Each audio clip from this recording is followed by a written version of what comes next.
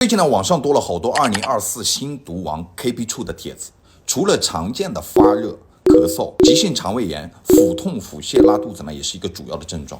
有的患者呢，甚至一天要拉7、8次，特别是现在又冷又干，更容易感染。大家呢一定得提高警惕。那么这个 KP2 新毒株到底是什么？怎么预防？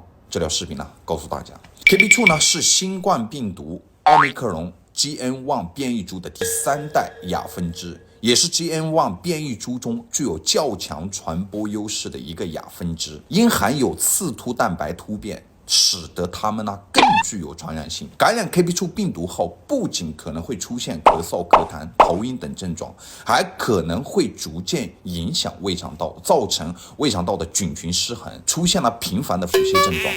腹泻症状呢，可能会持续数天到数周不等，严重时呢可能会导致脱水、电解质紊乱等严重的后果。那么腹泻怎么办呢？记住2点：第一个，口服补液盐，服用益生菌，比如双歧杆菌4年活菌片，加上酪酸梭菌活菌胶囊。最后呢，希望大家能够去加强防护，注意自己的身体，好吧？关注树博士，学习更多的健康小知识。